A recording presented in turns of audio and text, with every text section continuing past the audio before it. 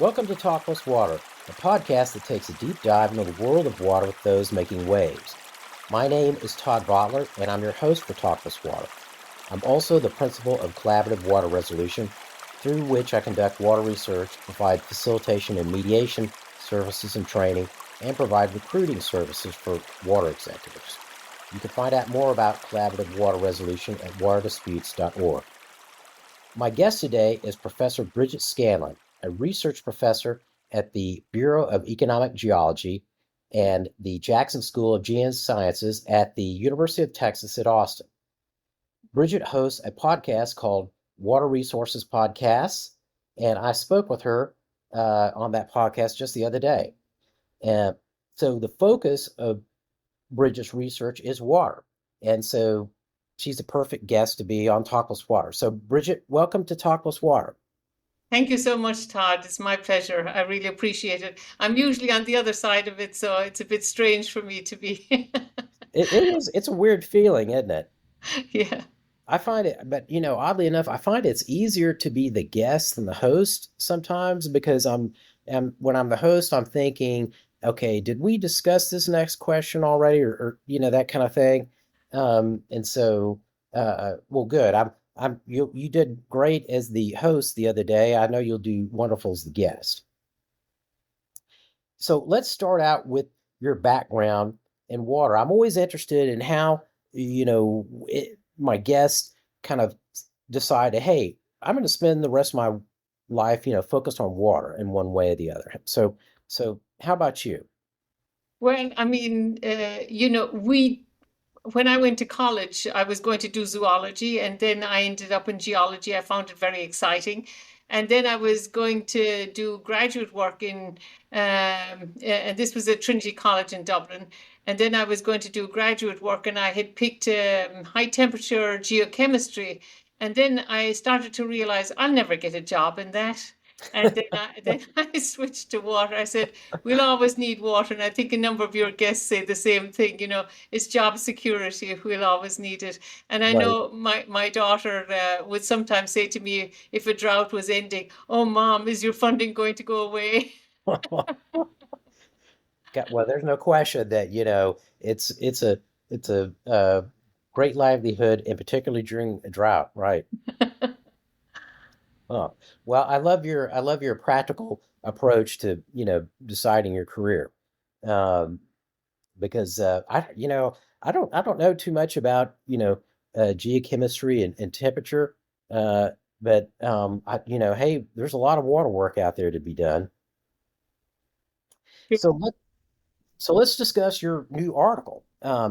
You have an article in Communications, Earth, and Environment, and you are the lead author on this article, which is titled Multi-Decadal Drought Impacts on the Lower Colorado Basin with Implications for Future Water Management.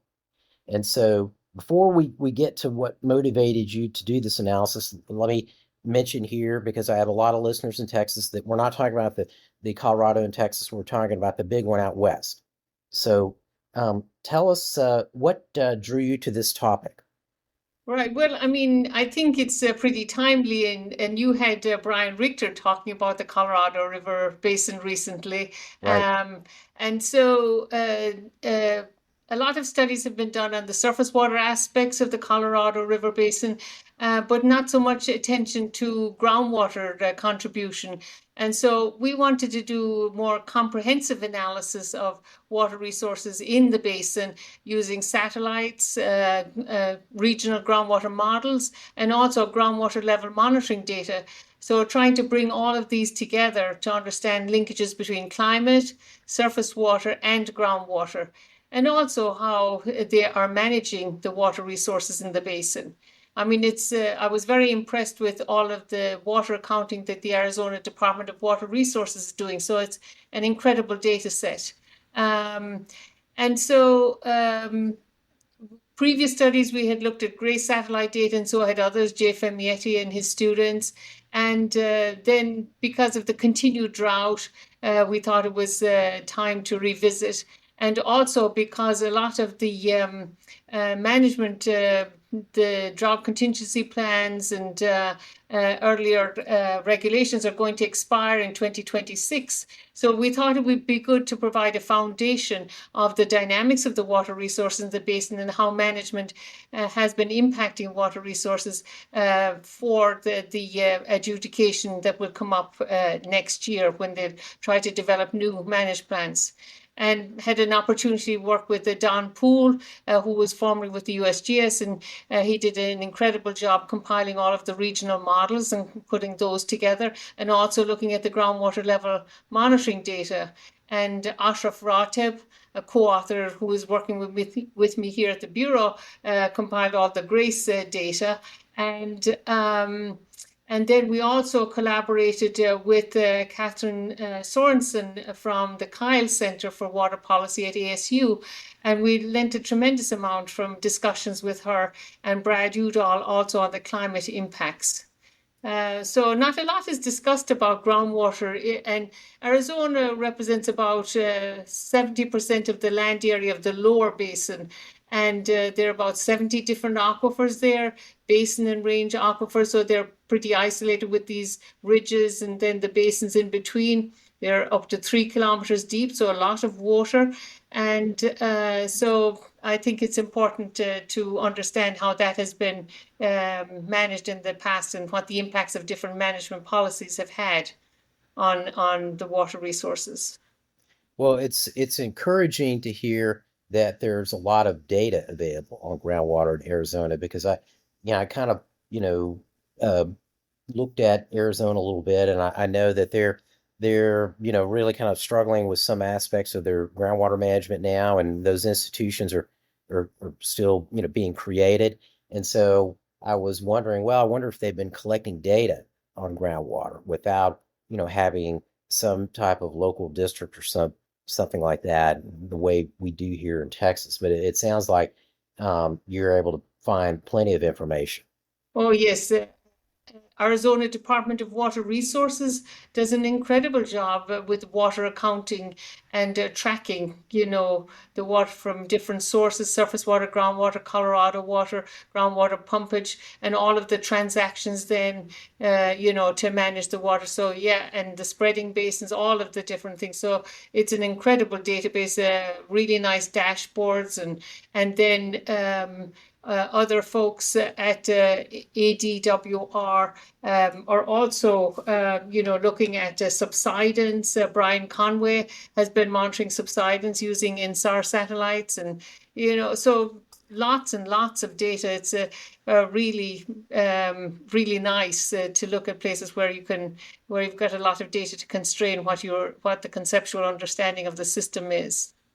And I always do this for my listeners who are not familiar with all the acronyms. ADWR's Arizona Department of Water Resources thing.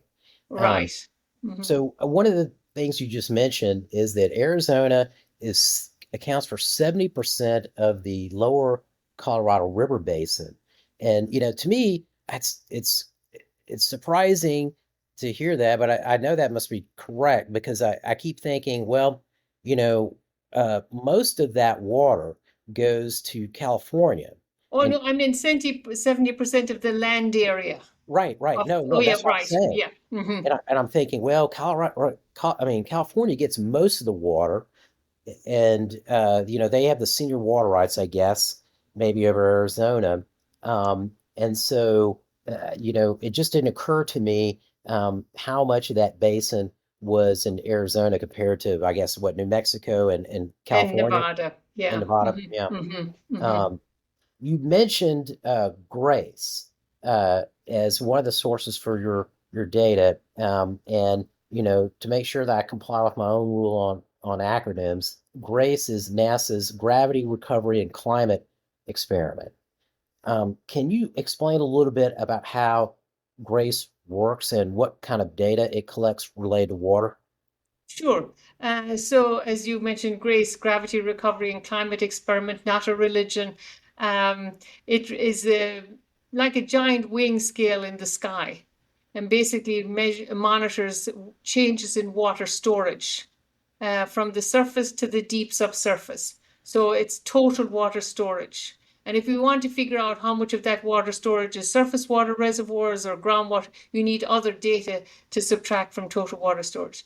So GRACE satellites, it's a pair of satellites, identical satellites. They're launched usually about 500 kilometers above the land surface. And so by measuring the distance between the satellites to submicron scale resolution, we can get estimates of Earth's gravity. And the biggest driver of variations in Earth's gravity is water movement. It was amazing. So one of the satellites is perturbed, I guess, a little bit by the change in the gravitational pull, and the distance between the two satellites is so known so accurately, I guess with a laser maybe, that those tiny little changes give you information on water based on the gravity. Oh, Right, right. And weaker gravity means that water storage is decreasing, and so that could be ice sheets melting or drought conditions. And stronger gravity means wetter periods, so flooding or things like that. So we can use it to monitor changes in water storage, then total water storage on the land surface, and that's what we were using in the Colorado Basin. And Jay Famieti and the people from Center for Space Research here at Austin, Byron Tapley, were one of the the people that initiated. Byron Tapley was one of the people that started the program, and it's a joint NASA and German Space Agency program, and it's still going on. So the first mission was 2002 to 2017, and then the second mission 2018, and the next mission is supposed to be 2028. And so working with NASA on that, and we'll be going to Germany shortly for the next meeting. So that'll be fun. oh, that would be fun. I'm jealous. So tell me, what are the major conclusions of the new study? Right. So, I mean, we used a lot of different data, as I mentioned. We used satellites, GRACE and INSAR, interferometric synthetic aperture radar for subsidence. We used compiled the data from the regional groundwater models. Don Poole did that, and he also looked at the groundwater level monitoring data. And so the GRACE data shows a big decline in water storage, as we would expect, because the basin has been in a mega drought since 2000. The reservoirs have declined from about 90% capacity in 2000 to the lowest point was about 25% capacity in Powell and Meade, and a slight rebound recently up, and currently about 33% capacity. Sounds like the Rio Grande reservoirs almost. Yeah. Right. And so the GRACE data showed that the total water storage declined by about 56 cubic kilometers over the period from 2002 to 24. And most of that was in the lower basin, 45 cubic kilometers. And I know listeners may be more familiar with the million acre feet. So Hmm. 1 million acre feet is equal to 1.2 cubic kilometers. So they're pretty similar. Okay. Um, So 50 yeah. million acre feet, something like that. Yeah, yeah. And so most of it in the lower basin, 45 cubic kilometers, about 11 in the upper basin. And then when we were looking at the components of total water storage, snow, reservoirs, and soil moisture, we found that reservoirs and soil moisture could explain most of the decline in the upper basin. But there was a big decline, 27 cubic kilometers residual in the lower basin, which we attributed to groundwater storage. And that's So, consistent with the USGS data. You know, the USGS has released this new data, HUC 12 water use data, recently, annual data from 2000 to 2020, and it's fabulous. And so most of the water use in the upper basin is surface water use, about 90%, and in the lower basin, it's about half and half surface water, half groundwater. So the decline in groundwater storage is consistent with the water use that the USGS puts together. so That you're familiar with those data. They had some webinars about them earlier this year. It's really a nice resource. And so the modeling data that Don Poole compiled, then the regional models, there are maybe 10 or 11 of them. showed, and he went back to the 1940s and showed that the irrigation pumpage peaked, went from 1940s to 1970s and peaked in the 50s and then has continued since the 70s. But and so that caused a lot of groundwater depletion.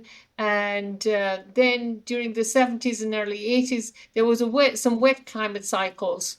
And so there was some replenishment from that, from recharge. And then when they started delivering the Colorado River water to Arizona through the Central Arizona project, the aqueduct, then we had some more recovery, especially in the active management areas in Phoenix and Tucson. So let's talk about that real quick. So in those areas, are those the areas where the uh, Central Arizona project water, which is from the Colorado River, is is being used to replenish those aquifers, and so there's more of a focus on pumping out of the aquifers, but then using the surface water to replenish them. Right, Okay, right. So Catherine Sorensen used the sort of mantra, pump and replenish.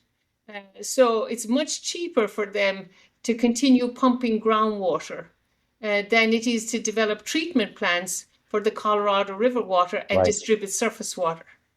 right. So they continue to pump groundwater, and then they replenish that groundwater using spreading basins, managed aquifer recharge, and exchange of surface water, groundwater irrigation to surface water transitions, those sorts of things. Well, I've seen Um, examples of that here in Texas where entities were trying to use their surface water just to replenish flows maybe downstream that would be impacted by groundwater depletion upstream, drying up springs, things of that nature, because of the water quality issues and the amount of money it costs to treat surface water compared to groundwater. Right, right. I hadn't really realized that until we started talking to Catherine, and she was very interesting to explain that. And then Brian Conway had the subsidence data, and in the active management areas, the subsidence was only residual subsidence, about zero point 0.2 or zero point 0.3 meters over 10, 12-year period since 2010. But in areas where they were irrigating that had no access to surface water in southeast Arizona, so Wilcox Basin and Douglas Basin, there was large declines, average groundwater level decline of about 11 meters from the groundwater level data, whereas in the active management areas, there was an average rise in groundwater of about 3 meters. So these compiling all of these data then showed that, of course, groundwater irrigation pumpage was the elephant, especially in the early mid to late 1900s. And then wet and dry climate cycles were important. And then the surface water irrigation then from the Colorado or the managed aquifer recharge and all of that to manage the system. So I think it just provides a nice overview of all of the different things. I mean, some people seem to suggest that Arizona was doing nothing, but I think it's just amazing all of the different things that they were doing. Yeah, was struck when I was looking at the figures that showed the uh, aquifer management area in the central part of the state and the groundwater use there, and then the one of the areas, I think maybe the Douglas Basin, Wilcox Douglas Basin, Right. um, where they don't really have the option of using Central Arizona Project surface water recharge their aquifer, and so you see kind of the situation like the Ogallala here in Texas, where that area, the groundwater level is really, declining significantly. Right, right. And a lot of subsidence there and also fishing and stuff. And I mean, Brian Conway standing next to a telephone pole showing the net subsidence over time. And so but so Douglas and Wilcox basins are now have become an active management area, and Oh, they have. Wilcox just in last December 2024, and Douglas I think in 2022. So I think there will be efforts then to try to improve the management in those basins. And of Well, course, when people say, well, they think, well, they'll continue to pump and irrigate and all that sort of thing. But, subsidence and its impacts on road networks and all sorts of things. So I think that region is not so much like the high plains in that we don't experience a lot of subsidence and stuff, but Central Valley, where they see a lot of subsidence. And there, the INSAR data pointed out to the USGS some areas that irrigation had expanded that they weren't aware of, and that there was renewed subsidence. They thought subsidence is done and dusted, but the INSAR data pointed to regions where there was new subsidence that had no access to surface water, and it was just groundwater fed. So very interesting. yeah. So I mean, what you point out there is one of the interesting differences between types of aquifers, right? So the Ogallala, the level of the Ogallala can be going down, but you don't have the land subsidence, and you've got that in California, and you've got that in places in Arizona where that land subsidence doesn't only mean the land is subsiding, but it also means that the storage area for the groundwater that was there it's eliminated essentially. Right. So, in the groundwater model that was developed for the Pinal active management area, they indicated that, there was about 15%, 15 to 20% reduction in storage capacity from the subsidence. And Claudia Font found similar numbers in the Central Valley, 15% decline in aquifer storage from subsidence. So that's permanent loss of storage capacity in the aquifer. And, in the southeast Arizona with those basins without surface water access, there's a lot of clays and, playa type settings. And so there is a lot of subsidence there. So Arizona has adopted, a number of approaches to manage their water resources in these active management areas. There's one group that every once in a while I tune in to them. They're working with managed aquifer recharge, and every once in a while I'll be able to listen to one of their monthly meetings. Can you kind of describe some of the things that are being done in areas like Phoenix and Tucson? Sure, yeah. I mean, maybe to get back to give a bit of history, Sure. Todd, you work a lot with water rights and stuff, and that's important. And so the Colorado River Basin, 15 million acre feet allocated to 7 states, and half to the upper basin and half to the lower basin. And then the half in the lower basin, about almost 60% goes to California, and 37% to Arizona, and then 4% to Nevada.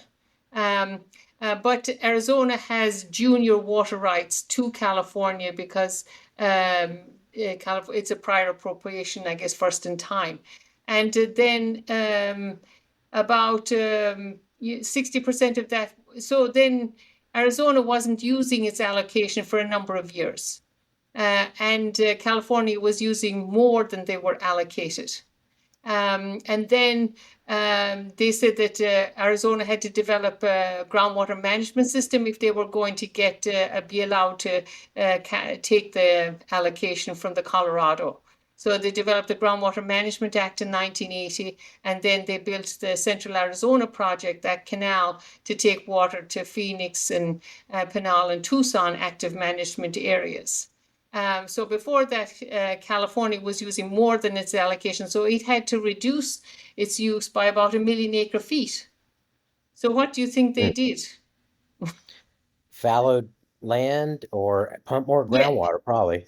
and well, they modernized the irrigation systems, and then they took the water to the cities. So it's the same story most places. Like you were talking in your recent report on water markets, and so they bought the water from the irrigators, and they modernized their irrigation, and then that took care of the 1 million acre feet. And there was sort of a mantra, California 4.4 and no more, which was their allocation. They had been Oh, funny. using 5.4 or something. Right, right. Um, and then an additional 1.5 million acre feet to Mexico based on the 1944 treaty. So basically, the 1920s compact, they over allocated because it was a wet period. And so now, it's over allocated. So then the Central Arizona project, then Arizona gets 2.8 million acre feet. That's the 37% of the 7.5. And so they transport 1.6 million acre feet of that to central Arizona. The rest stays on the main stem and is used to irrigate land next to the main stem of the Colorado. And they have higher priority than the central Arizona. So central Arizona has the lowest priority. And so then they have spreading basins because, as we said, they're using groundwater. And so they use spreading basins to replenish the groundwater. And that totaled about almost 6 million acre feet over a 20-year period from about 1990 to 2020. And then they also had a program where irrigators could switch from groundwater to surface water, and that's called groundwater savings facility. And that accounted for about almost 3 cubic kilometers. And then there's recharge that occurs from just regular surface water irrigation that's not accounted for. And that's bigger than the other two combined. That's almost 12 cubic kilometers.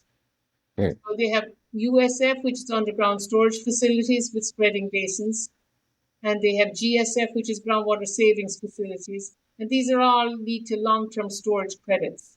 And then they have non-GSF recharge, which is incidental recharge from surface water irrigation. So all those components. And then that's about 25 cubic kilometers over a couple of decades that they've stored, but then relative to what they've used. So they've been doing a lot. It sounds like it, and it's always interesting to me to kind of hear how different states handle these issues because what Arizona's doing, is it's different than a lot of what we're doing in Texas, and so I'm always kind of looking for good ideas to bring back here, and hopefully people in Arizona are doing the same, looking at some of the things being done in Texas and other places. But one thing that just occurred to me because I hadn't really thought about this too much. You just said a little while ago that the Colorado River Basin, the allocations are 15 million acre feet. And, we were talking the other day about how much Texas uses an annual basis. And, in a recent year, it was about 15 million.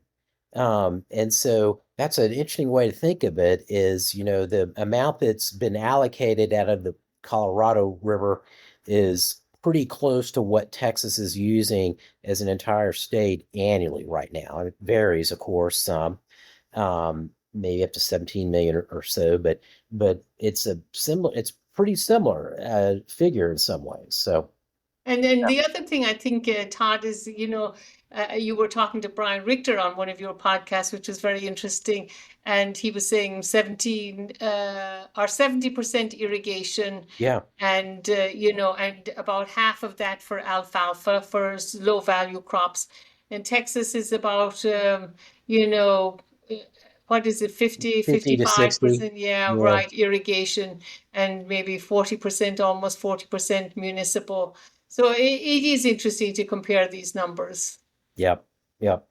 So let's think about or talk a little bit about the Arizona Groundwater Management Act from the 80s or 1980, I guess. And now I understand that disallows groundwater depletion for municipal uses in central Arizona, but irrigated agriculture and industrial users were grandfathered and were allowed to continue pumping their groundwater without having to do replenishment. And so if 20% less surface water is available from the Colorado River by 2050, which I think is one of the things in your study, as or a study that you cite indicates. That means that groundwater extraction will start to reduce the available groundwater in central Arizona that's been built up by banking surface water from the Colorado, I would think. I mean, if they're going to be able to get only, it's going to be curtailed by 20% because it's not available, that'll start to cause a problem even where they're doing manage recharge and those other things in the AMA in Central Arizona. Yeah, I mean, there are a lot of caveats to that. Sure. I mean, when I look at what you reported on the lower middle Rio Grande, and the projections and stuff, I mean, after the fact, then it's just kind of, Right. we develop these things and we develop plans and everything, but then what actually happens?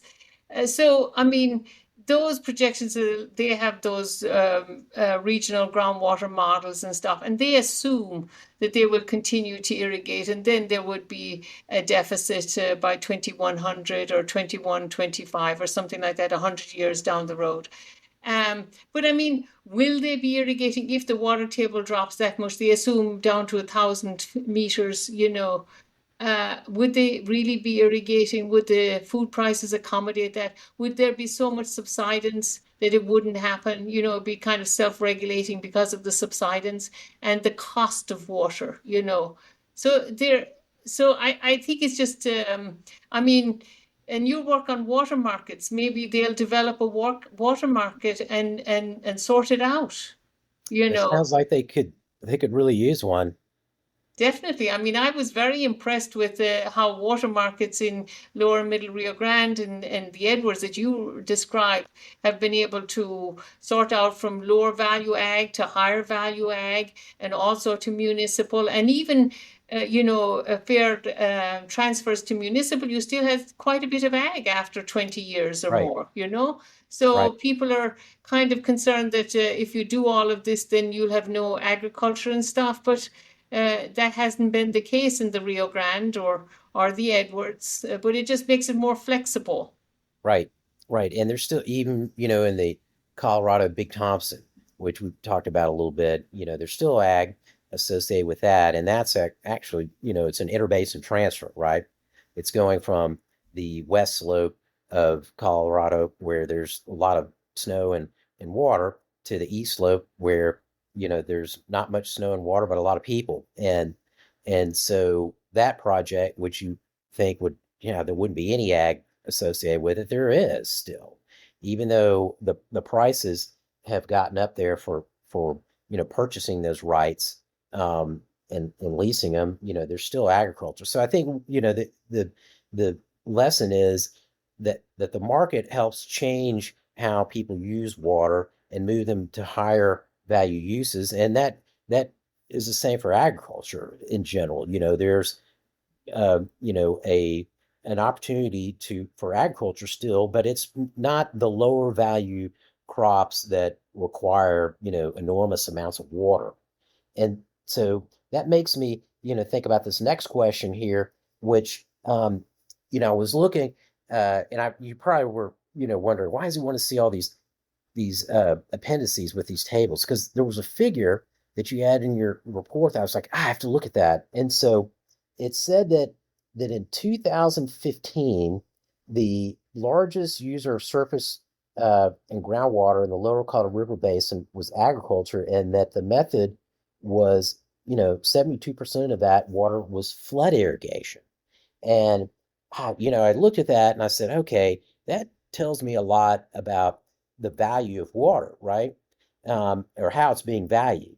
And so, you would think, okay, if the real value is being, sent in a price signal to the users, they would not be using flood irrigation for all that water.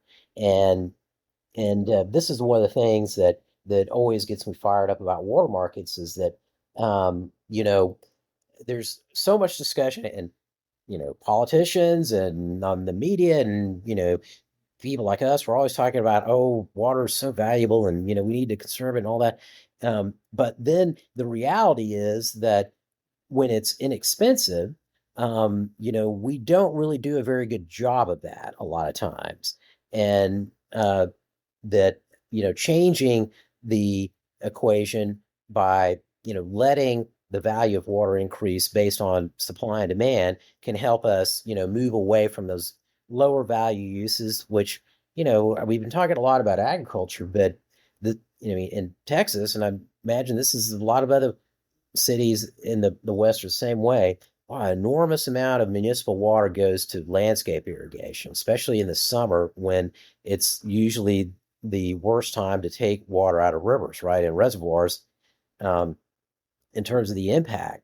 But we're using it in ways that are probably not the best in terms of the long term. So that was a long statement. So here's my question. So we were looking at the 2015, and how much of that water was being used for flood irrigation. Has that changed at all? Do you know in the last 10 years if they've made it some inroads? Well, that was USGS reporting irrigation technology and stuff. But you say flood irrigation, and it's like more crop per drop, and irrigation conservation measures and all this sort of thing.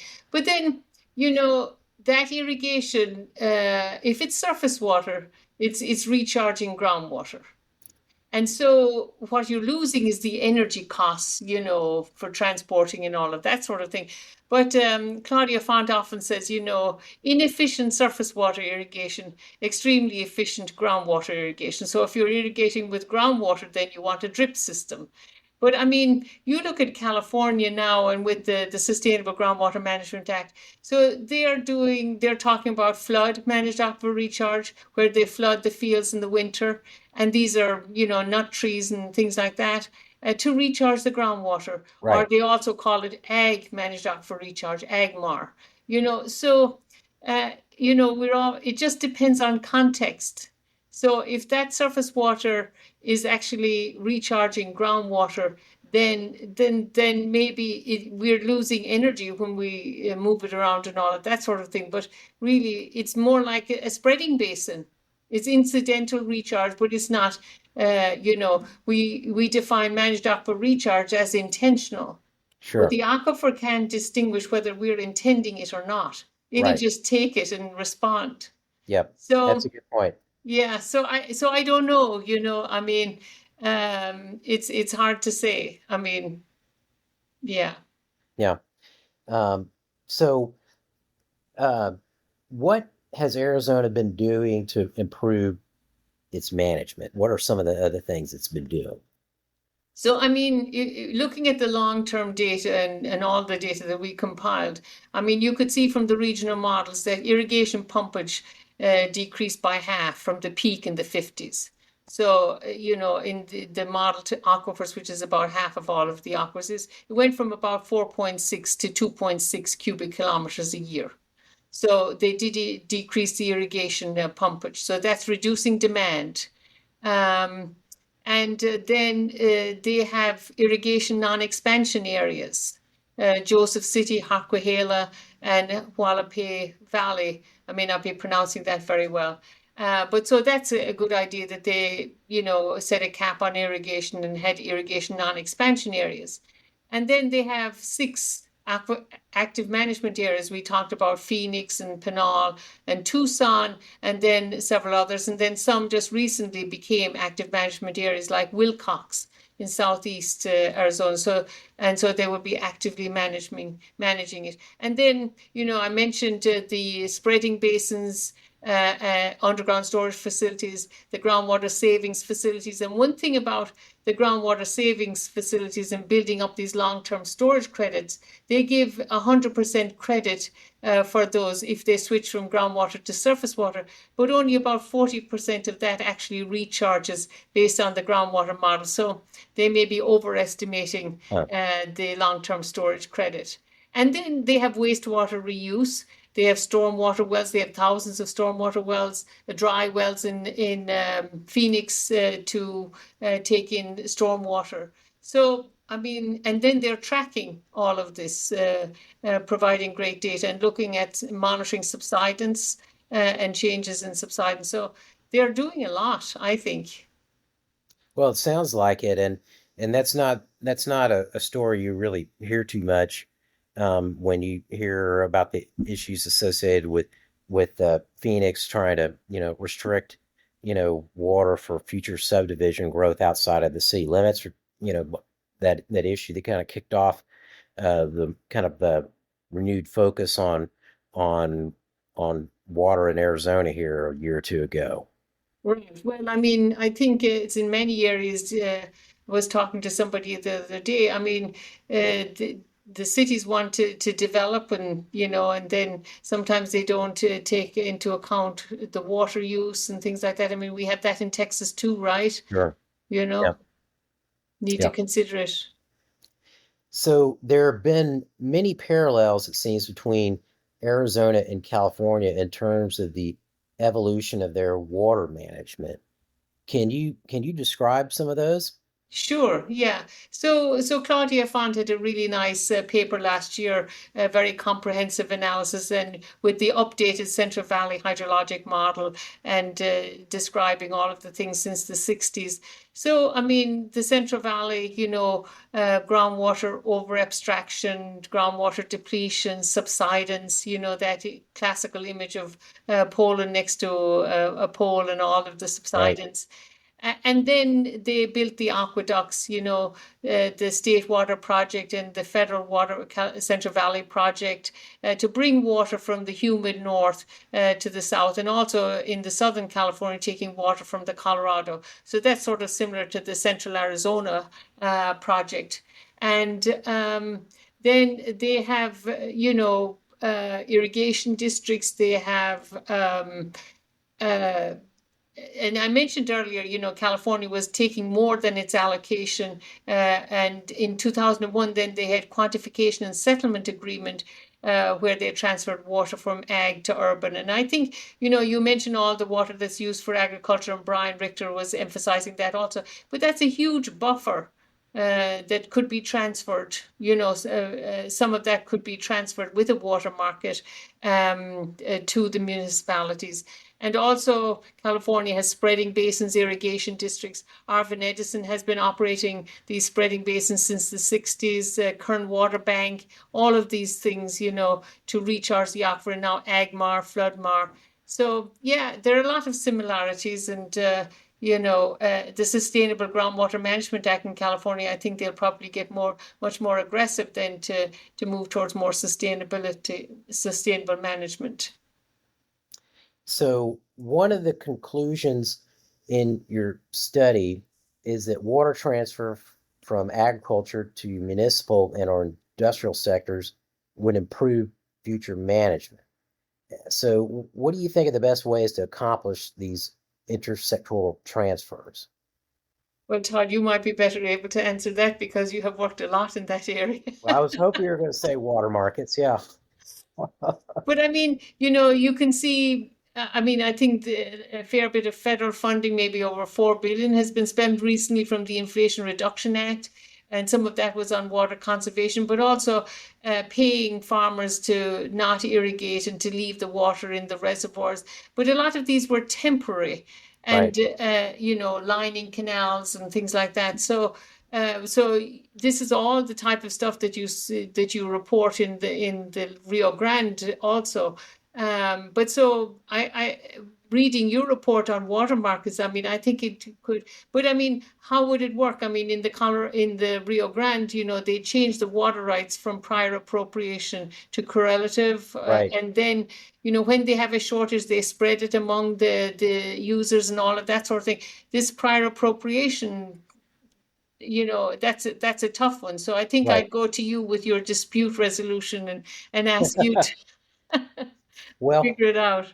all I can say about that, at least in the Rio Grande, it took a real water crisis, which of course happened in the Drought record, the Texas Drought record, and so all that kicked off in 1956 during the real peak of it, and then you ended up with a system where the federal, not federal, sorry, state judge entered a permanent injunction on the use of prior appropriation rights and then replaced them with correlative rights, surface water correlative rights. And so, I look at what what might be beneficial out there, and then what are some of the hurdles, like you mentioned, in terms of prior appropriation. And I think, well, you know, uh, if the situation gets bad enough, it might end up in federal court, and a judge may be forced to to do something, right? Or get the parties to sit down and do something, that's a real, forgive the word, sea change, right? Um, to try to handle that. I mean, both the Edwards water market and the Rio Grande water market, resulted from these crises, right? And in both those crises, there was a change in private property rights. In the Rio Grande, the private property rights and prior appropriation rights were converted to correlative rights. And in the Edwards, there were no private property rights in water. We were, in that area, completely governed or not governed, I guess you could say, by the rule of capture, right? Or right of capture or law of the biggest pump. You could pump out as much as you want and dry up your neighbor's well and dry up springs, and your neighbor had no recourse.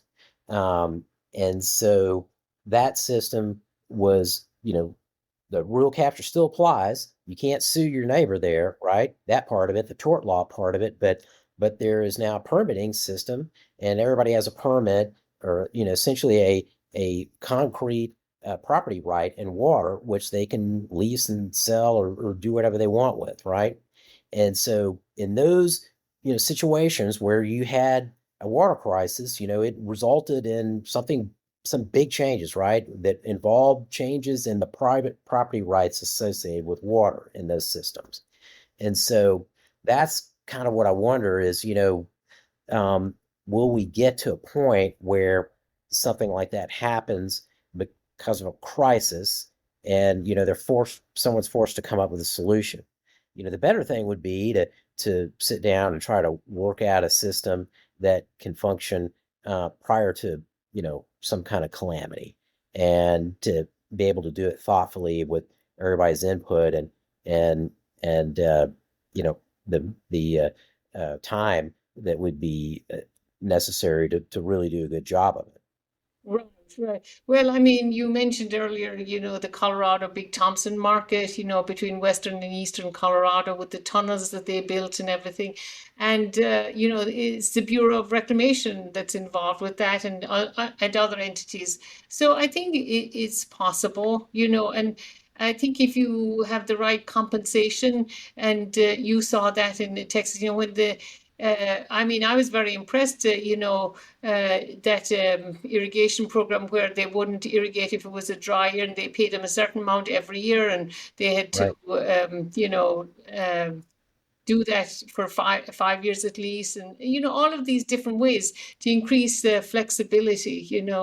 I think I think it will happen.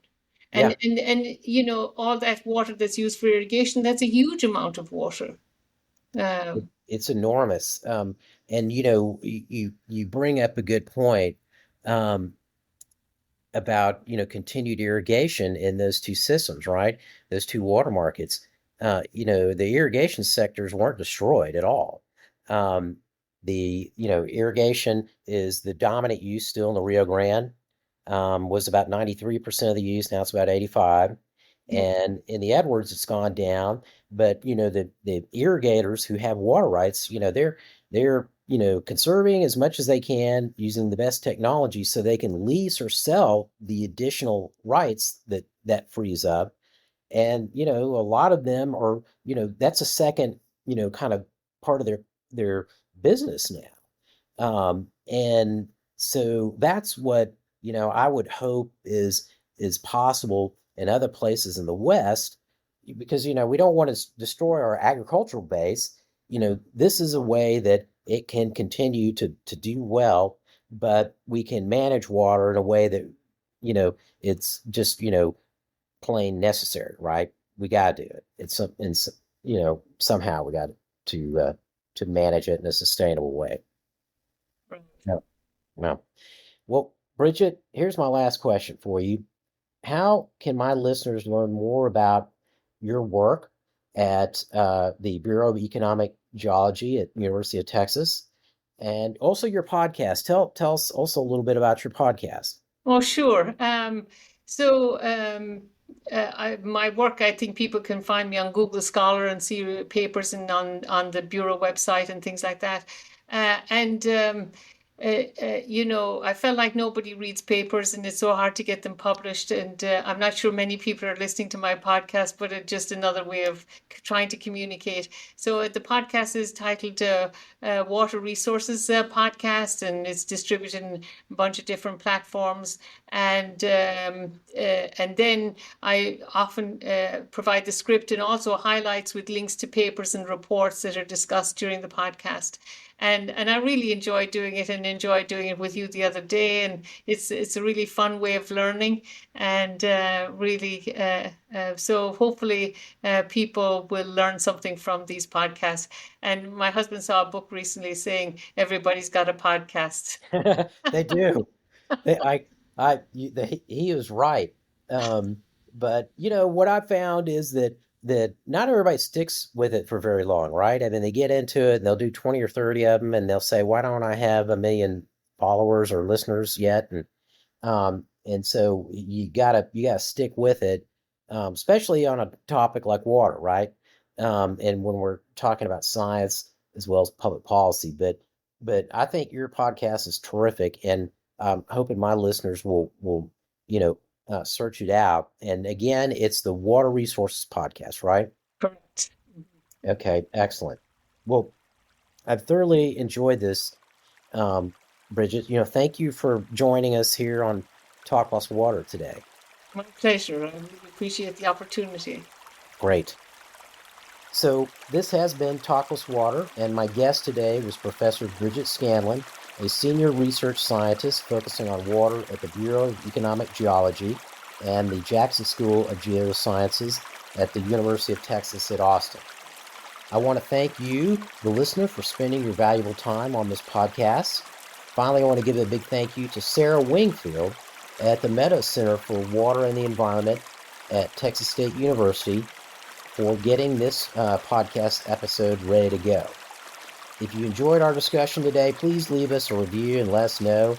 And please subscribe to the podcast and consider supporting this podcast through our new account on Patreon. I haven't seen anything happening on Patreon yet, but I know it's good because a lot of people use it, right? I'm probably not doing it right. Anyway, my name's Todd Butler. Let's talk water again soon.